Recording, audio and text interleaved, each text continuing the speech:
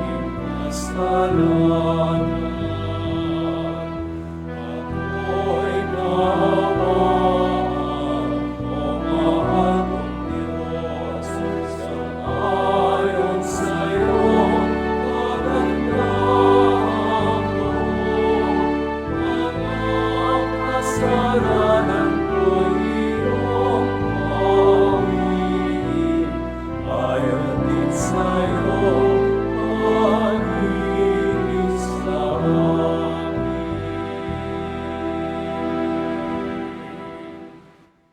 Sa ngalan ng Ama at ng Anak at ng Espiritu Santo, Amen. sumainyo ang Panginoon. At sumayo rin. Mga kapatid, aminin natin ang ating mga kasalanan upang tayo maging marapat gumanap sa banal na pagdiriwang. Inaamin ko Sa makapangyarihang Diyos at sa inyo mga kapatid, na lubha akong nagkasala sa isip, sa salita, sa gawa, at sa aking pagkukulang. Kaya sinasamo ko sa mahal na Birheng Maria, sa lahat ng mga anghel at mga banal, at sa inyo mga kapatid, na ako'y panalangin sa Panginoong ating Diyos.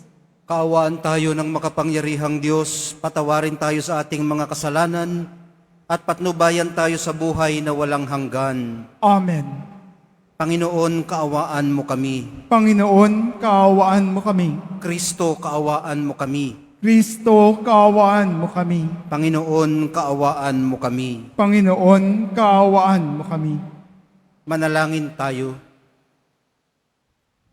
Ama naming makapangyarihan, ang sinisimulan naming kusang pagpapakasakit ay subaybayan mo rin ng iyong pagmamalasakit upang ang pinagtitiisan ng aming katawan ay maisaloob namin at maganap ng may katapatan sa pamamagitan ni Hesukristo, kasama ng Espiritu Santo, magpasawalang hanggan. Amen. Magsiupo muna po ang lahat. Pagbasa mula sa aklat ni Propeta Isaías. Ito ang sinasabi ng Panginoon. Ikaw ay sumigaw ng ubos lakas. Ang sala ng bayan ko sa kanila'y ihayag. Sinasamba ako, kunway hinahanap. Sinusundan-sundan, parang natutuwang ang kalooban ko'y kanilang malaman. Ibig palabasin na ang gawain nila ay matuwid at di lumilihis sa mga tuntuning aking ibinigay. Wari natutuwang sa aki sumamba at ang hinihingi hatol na matuwid.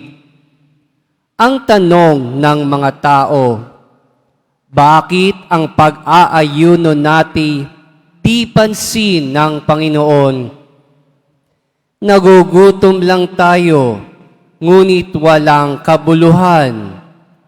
Ang sagot ng Panginoon, pamasariling kapakanan pa rin ang pangunang layunin sa pag-aayuno, habang ang nag-aayuno'y patuloy na inaapi ang mahihirap. Ang pag-aayuno ninyo'y humahantong lamang sa alitan, hanggang kayo-kayo'y nag-aaway-away.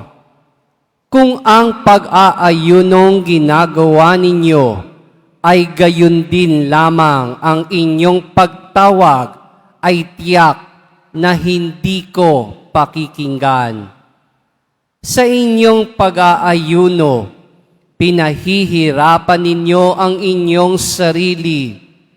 Yumuyuko kayong parang damong hinihipan ng hangin. Nagdaramit kayo ng sako at nahihiga sa abo. Pag-aayuno na ba iyan? Akala ba ninyo'y nasisiyahan ako riyan? Ito ang gusto kong gawin ninyo. Tigilan na ninyo ang pang-aalipin. Sa halip ay pairalin ang katarungan. Ang mga api palayain ninyo at tulungan. Ang mga nagugutom ay inyong pakanin. Patuloyin sa inyong tahanan ang walang tirahan. Yaong mga tao na halos hubad na ay inyong paramtan. Ang inyong pagtulong sa mga kasama ay huwag tatalikdan. At kung magkagayon, matutulad kayo sa bukang liwayway, hindi maglalaot, gagaling ang inyong sugat sa katawan. Ako'y laging sa inyo. Ililigtas kayo at iingatan kahit saang lugar. Sa araw na iyon, diringgin ng Panginoon ang dalangin ninyo. Pag kayo'y tumawag, ako'y tutugon agad. Ang salita ng Diyos. Salamat sa Diyos. Diyos ko, iyong tinatanggap, pakumbabat, pusong tapat. Diyos ko, iyong tinatanggap, pakumbabat pusong tapat. Ako'y kaawaan, o mahal kong Diyos, sang-ayon sa iyong kagandahang loob. Mga kasalanan ko'y iyong pawiin, ayon din sa iyong pag-ibig sa akin. Hugasan mo sana ang aking karumhan, dalisayin mo ang aking kasalanan. Diyos ko, iyong tinatanggap, pakumbabat pusong tapat. Ang pagsalansang ko ay kinikilala, laging nasa isip ko at alaala. Sa iyo lang ako nagkasalang tunay, ang nagawa ko'y di mo nagustuhan. Diyos ko, iyong tinatanggap, pakumbabat pusong tapat. Hindi mo na nais ang mga panghandog, sa haing sinunog, di ka nalulugod. Aghandog ko, o Diyos na karapat-dapat, ay ang pakumbabat, pusong mapagtapat. Diyos ko, iyong tinatanggap, pakumbabat pusong tapat. Magsitayo na po ang lahat.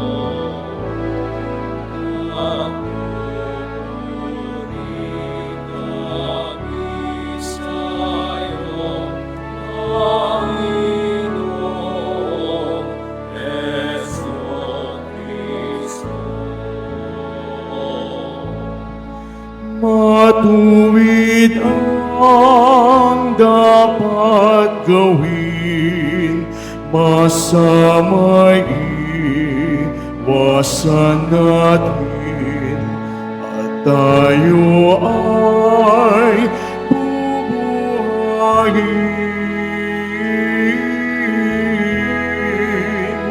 Ang Diyos ay sasaatin, atin siyang makakabilin.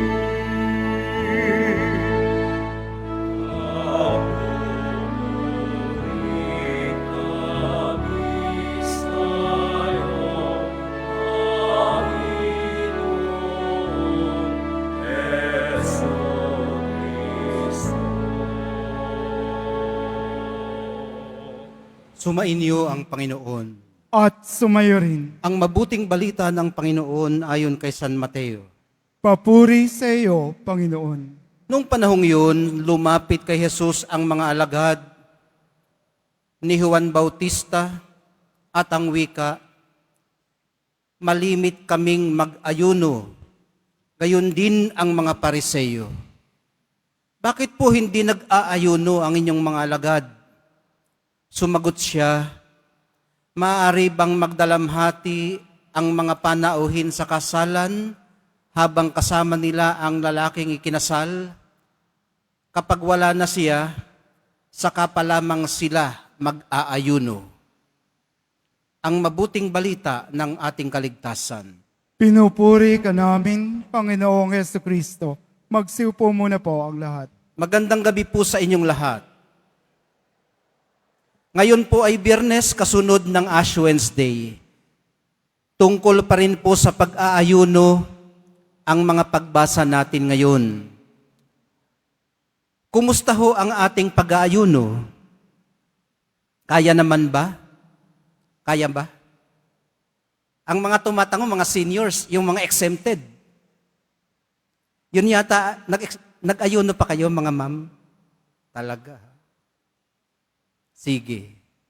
Nakakasunod naman, ano? Nag-ayuno eh. So, ibig sabihin, walang meat, walang karne. One full meal, at saka walang karne. Yun ang ating paraan ng pag-aayuno.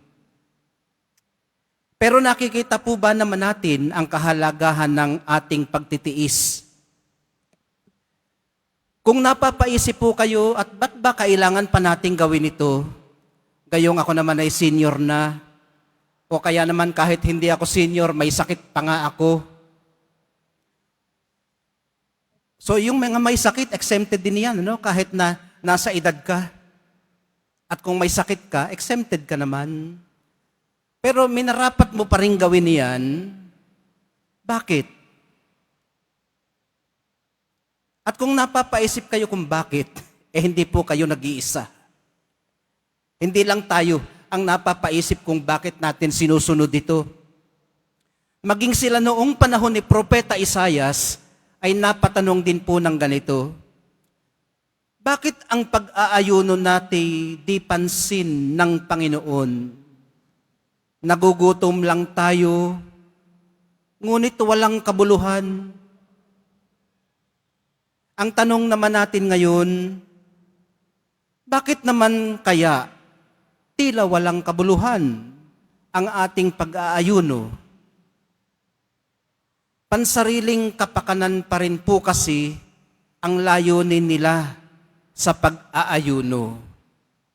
Ibig sabihin, ginagawa ang tamang gawain sa maling dahilan. Ginagawa ang tamang gawain sa maling dahilan. Nasasabi pong mali ang dahilan ng isang gawain, gaano man ito kabuti. At sa case natin ngayon, ang pag-aayuno, kung nagiging proud tayo dahil nagagawa natin ito, o nagiging entitled tayo dahil ginagawa natin ito. Kaya feeling din natin dapat tuparin ng Diyos ang ating mga ipinapanalangin dahil nga pinagfastingan natin ito. Nang sabihin po ng Panginoong ang pag-aayuno ninyo'y humahantong lamang sa alitan hanggang kayo-kayo'y nag-aaway-away, ano po kaya ang tinutukoy ng Panginoon ayon kay Propeta Isaias? Mabubuting tao naman po ang mga kausap na ito ng Panginoon. Kaya nga, nang-aayuno sila. Dahil mabubuti silang tao. Kaya lang, dito rin po sila nag-aaway-away sa mabuting gawang ito. Nakita niyo po ba yung napakalaking kabalintunaan doon? Napakabuti ng kanilang ginagawa, pero iyon pa man din ang kanilang pinag-aawayan. Gaya po nating mga nagsisikap magpakabuti, sila man, katulad natin, ay nasa bingit lagi ng peligrong dala rin ng ating sarili. Ano po ang peligrong tinutukoy natin, mga kapatid? Hindi na rin po kasi ito naiiba sa mga peligro ng mga alagad ni Juan Bautista na nagsabing, malimit kaming nag-aayuno. Gayon din ang mga Pariseo. Bakit po hindi nag-aayuno ang inyong mga alagad? Sa ano pong paraan natin nasabi na hindi na tayo nalalayo sa kanila? Nag-aayuno po tayo pero tinitingnan natin ang iba. Kung ginagawa rin ba nila o hindi ang tamang ginagawa natin. Baka tayo lang pala. Paano sila? Bakit pasarap sila? Parang tayo lang naman yata ang tiis-tiis. Sila tuloy din ang kain. Tuloy din ang pasarap. Samantalang tayo tiis-tiis. At kung hindi naman po ganun, maaaring may noble din naman tayong dahilan. Kasi mabubuting tao tayo, di ba? Kaya ang ating mga iniisip, mga ginagawa, ay may mga noble o dakila na mga dahilan. Gusto rin siguro natin na maging banal din sila. Katulad natin. Yung mga hindi nag-aayuno, gusto natin mag-ayuno rin sila dahil gusto natin maging banal din sila katulad natin. Napaka-noble na dahilan.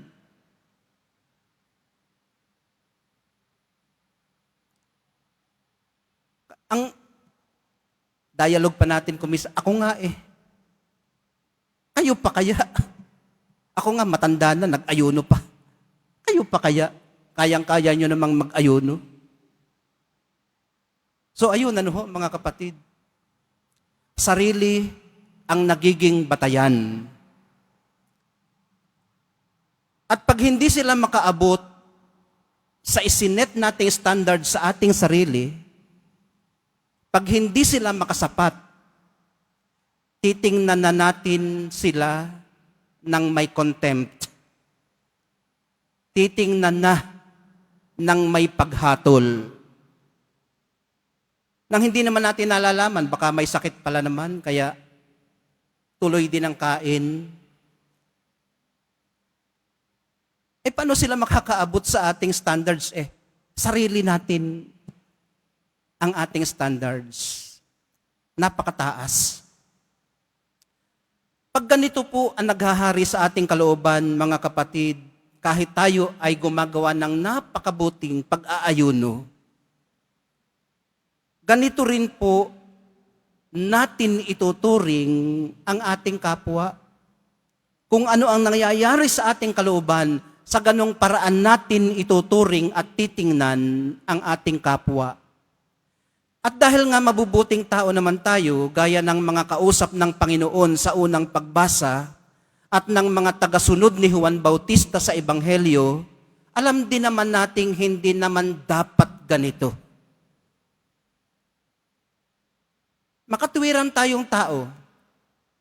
Nakita natin ngayon na mayroon tayong mga ganong tendensiya na tingnan ang ating kapwa base sa isinet nating standard sa ating sarili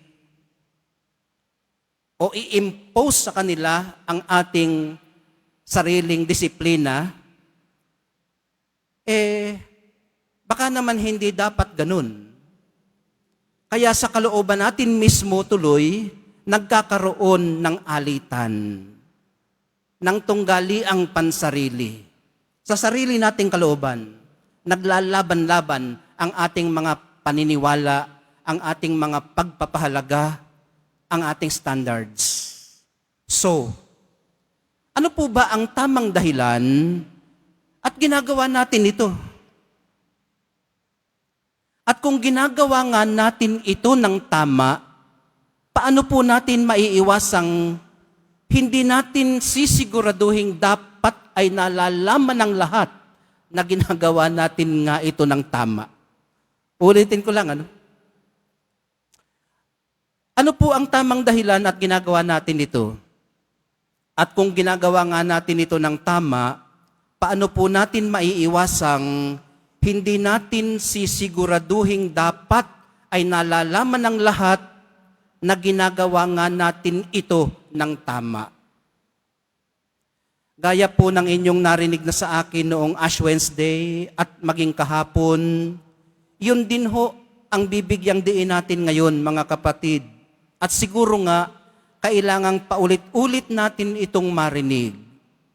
Na ginagawa po natin ito para makapaglaan ng puwang sa ating puso para panahanan at pagtrabahuhan ng Espiritu Santo. Kung hindi po ganito, baka nga nagpapakagutom lang tayo. Ano po ba ang mga dapat nating gawin para panahanan tayo ng Espiritu Santo bukod sa 3 batayang panawagan sa atin ng pag-aayuno, pananalangin at paglilimos? Inisa-isa na po ng Panginoon sa unang pagbasa. Napakaliwanag ng pagkakabasa kanina sa unang pagbasa. 7 po yun, mga kapatid, 7. Tigilan ang pang-aalipin. Pairalin ang katarungan. Palayain at tulungan ang mga api. Pakainin ang mga nagugutom. Patuluyin ang homeless, damitan ang mga hubad, huwag talikdan ang isa't isa.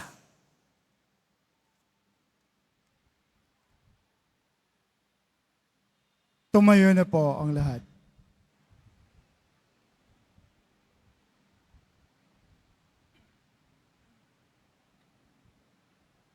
Minamahal kong mga kapatid, sa pamamagitan ng pag-aayuno, binibigyan po tayo ng Diyos ng pagkakataon na bigyang puwang siya sa ating buhay.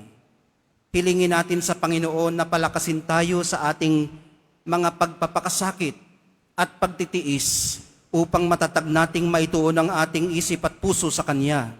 At sa bawat panalangin ng atin pong itutugon, Panginoon, nasa iyo ang aming tunay na kagalakan. Panginoon, nasa iyo ang aming tunay na kagalakan.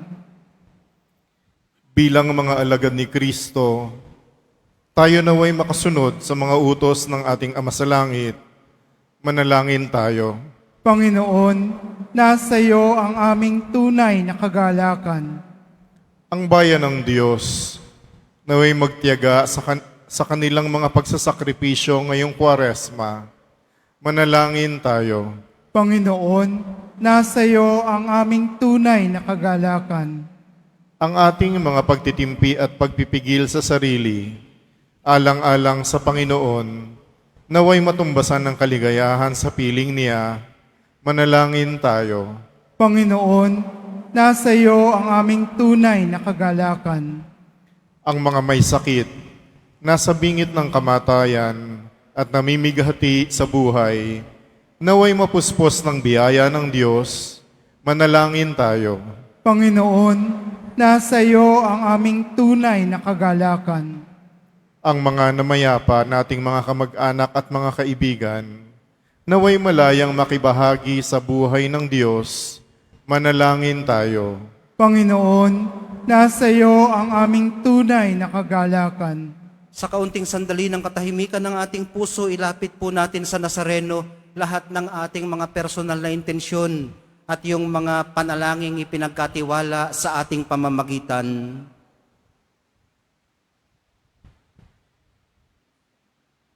Manalangin tayo. Panginoon, nasa iyo ang aming tunay na kagalakan.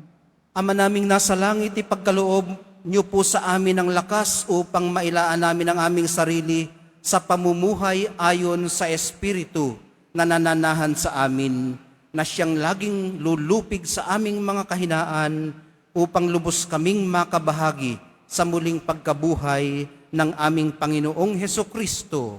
Amen. Magsiupo muna po ang lahat.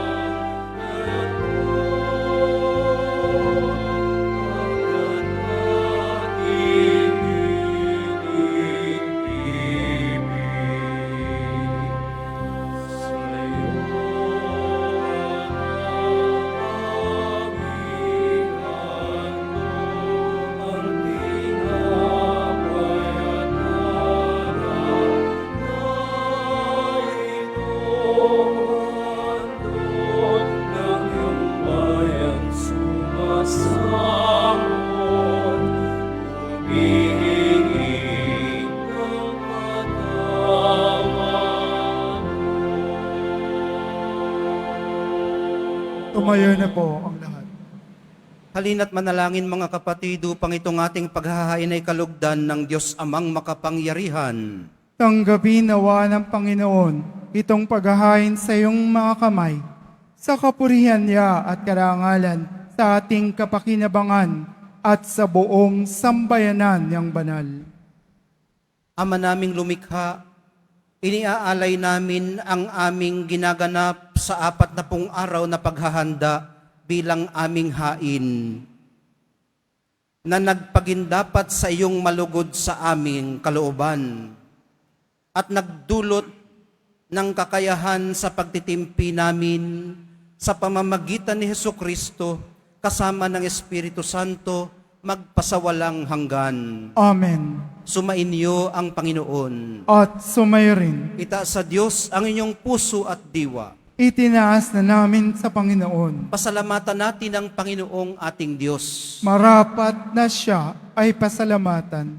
Ama naming makapangyarihan, tunay ngang marapat na ikaw ay aming pasalamatan sa pamamagitan ni Hesukristo na aming Panginoon. Binibigyan mo kami ng bagong pagkakataon upang ganapin ang paghahanda ngayon para sa pagdiriwang ng muling pagkabuhay.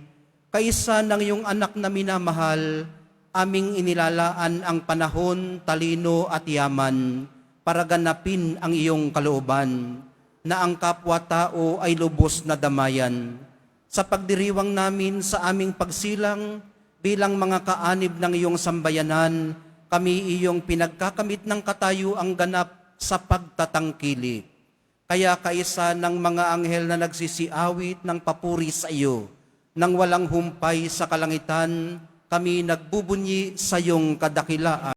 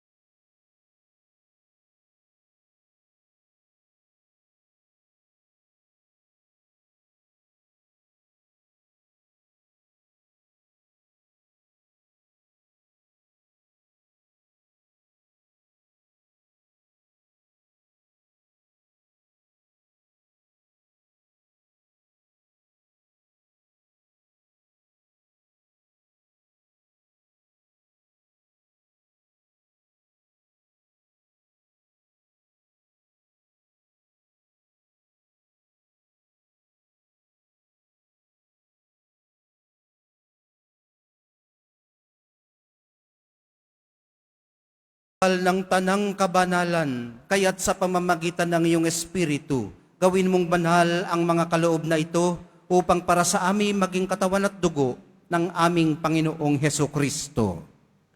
Bago niya pinagtiis ang kusang loob na maging handog, hinawakan niya ang tinapay, pinasalamatan kaniya, pinaghati-hati niya iyon, iniabot sa kanyang mga alagad at sinabi, tanggapin ninyong lahat ito at kanin, ito ang aking katawan, na ihahandog para sa inyo.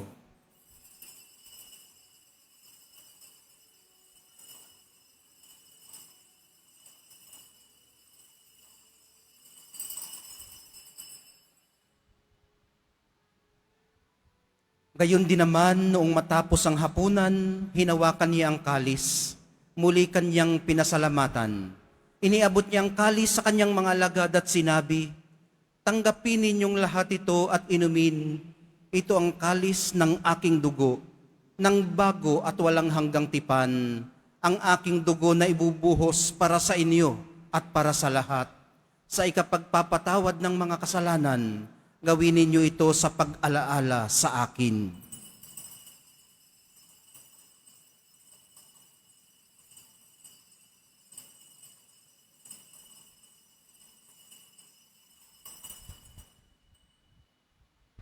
Magsitayo na po ang lahat. Ipagbunyi natin ang misteryo ng pananampalataya. Si Kristo'y namatay, si Kristo'y nabuhay, si Kristo'y babalik, sa wakas ng panahon.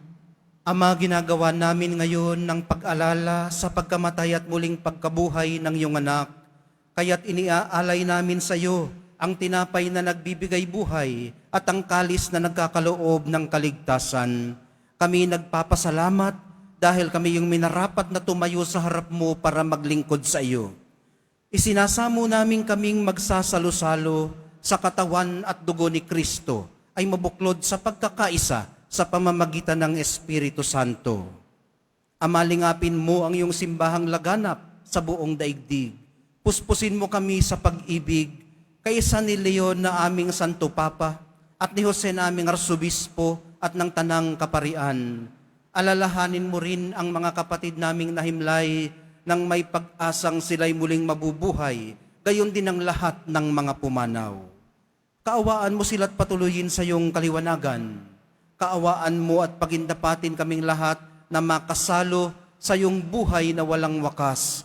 Kaisa ng mahal na Birheng Maria na ina ng Diyos, ng kabiyak ng puso niyang si San Jose, kaisa ng mga apostol ni San Juan Bautista at ng lahat ng mga banal na namuhay dito sa daigdig ng kalugod-lugod sa iyo, may pagdiwang nawa namin ang pagpupuri sa ikararangal mo sa pamamagitan ng iyong anak na aming Panginoong Hesukristo.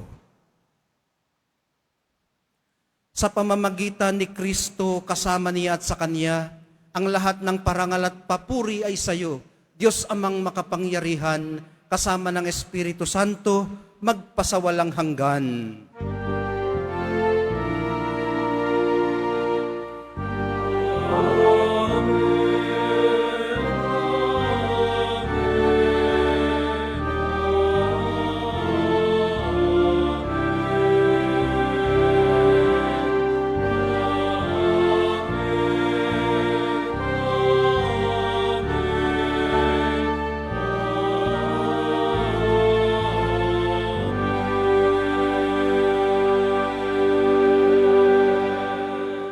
Tagubili ng mga nakagagaling na utos at sa turo ni Jesus na Panginoon natin at Diyos, ipahayag po natin ng lakas loob.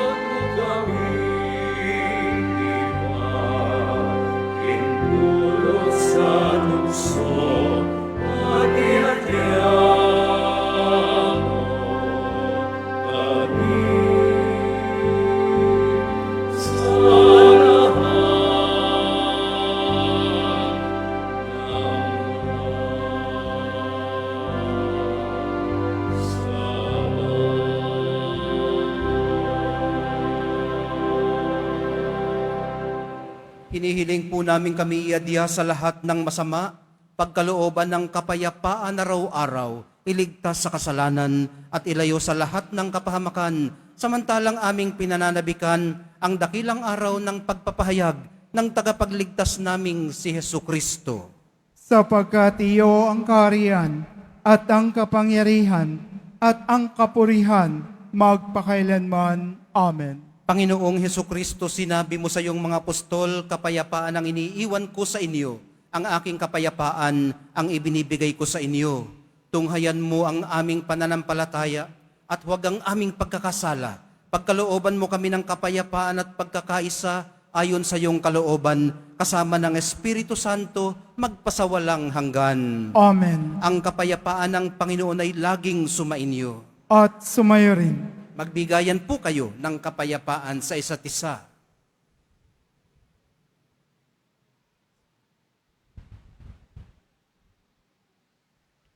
Kordero ng Diyos na nag-aalis ng mga kasalanan ng sanlibutan, maawa ka sa amin. Kordero ng Diyos na nag-aalis ng mga kasalanan ng sanlibutan, maawa ka sa amin.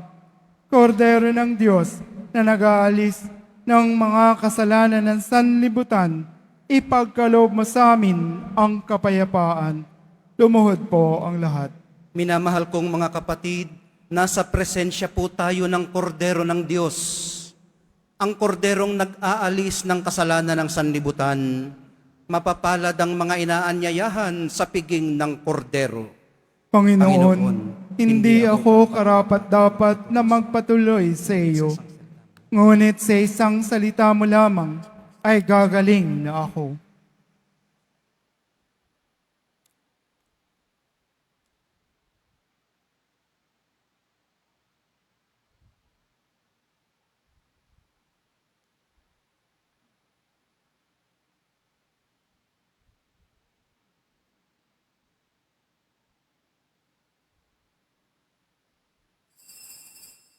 Para sa lahat ng tatanggap ng banal na komunyon, sasagot po tayo ng Amen pagkasabi ng pari o ng lay minister ng katawan ni Kristo at isubo agad sa bibig bago malis sa harapan ng pari o lay minister. Sumunod po tayo.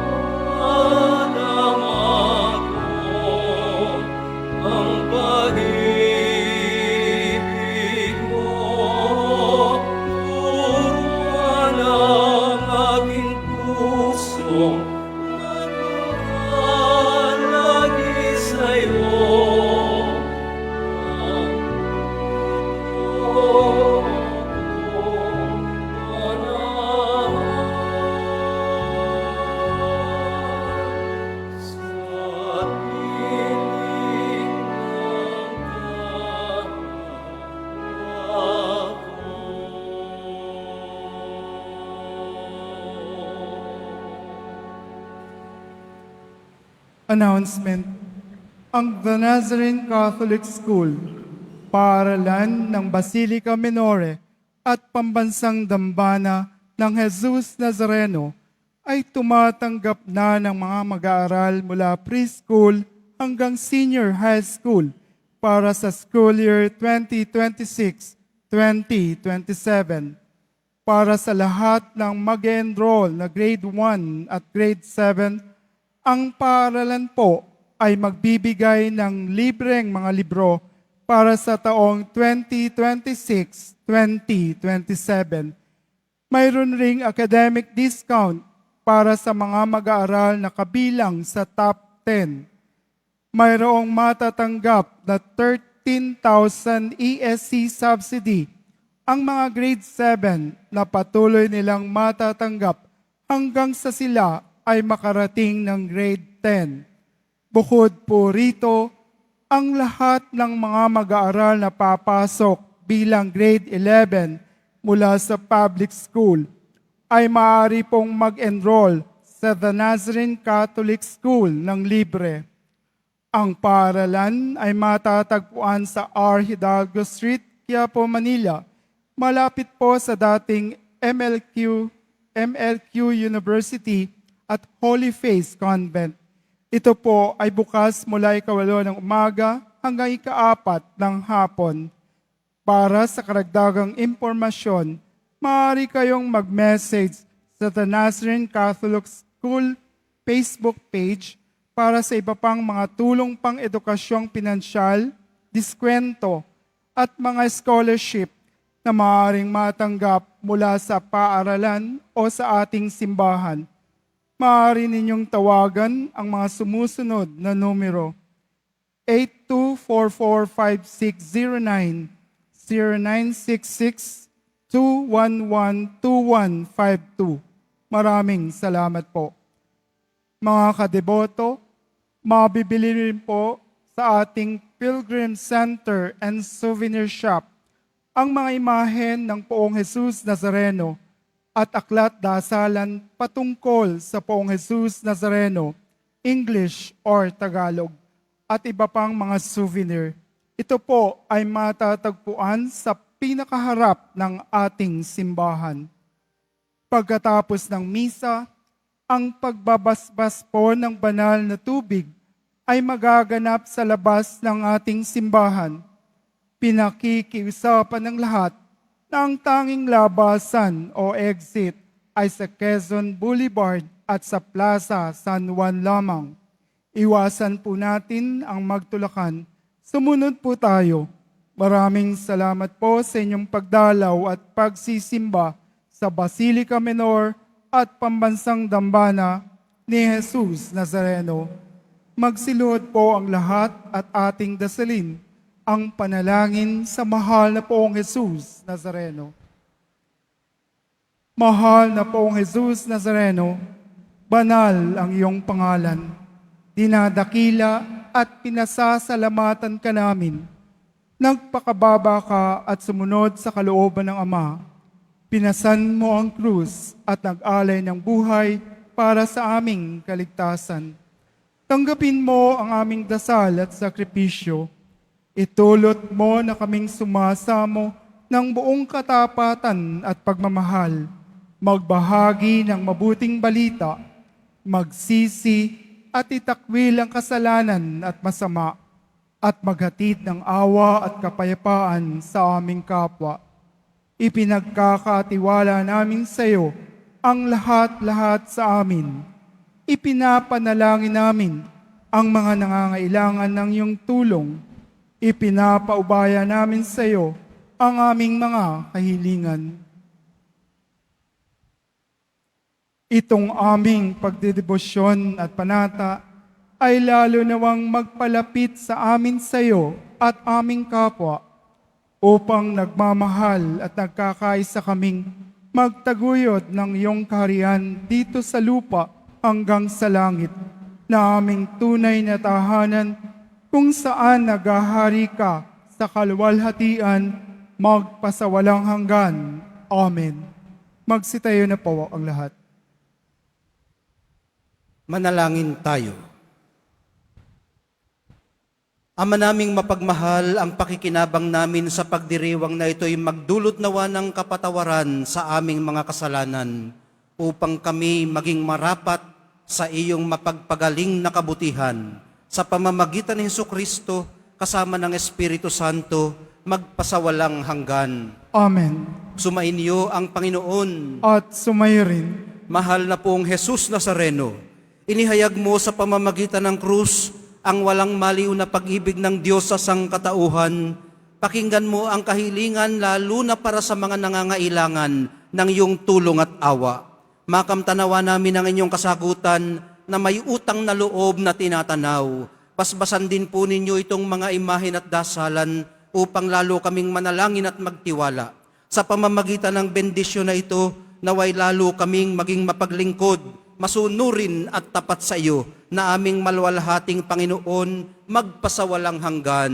Amen. Pagpalain po kayong lahat at ang inyong mga mahal sa buhay ng makapangyarihan at mapagmahal na Diyos, Ama, Anak, at Espiritu Santo. Amen. Humayo kayong taglay ang kapayapaan ng mahal na pong Jesus Nazareno. Salamat sa Diyos.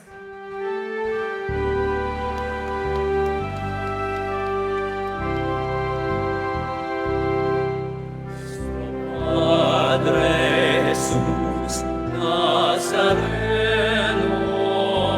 sinasamba ka namin, pinipinto ka namin, para ng aming buhay at kaligtasan. Nuestro Padre Jesús Nazareno, iligtas mo kami sa kasalanan. Ang krus mong pinamatayan ay sagisang ng aming kaligtasan. Nuestro Padre Jesús Nazareno, pinarangal ka namin. Nuestro Padre Jesús Nazareno, inunalhati ka namin. Nuestro Padre Jesús Nazareno,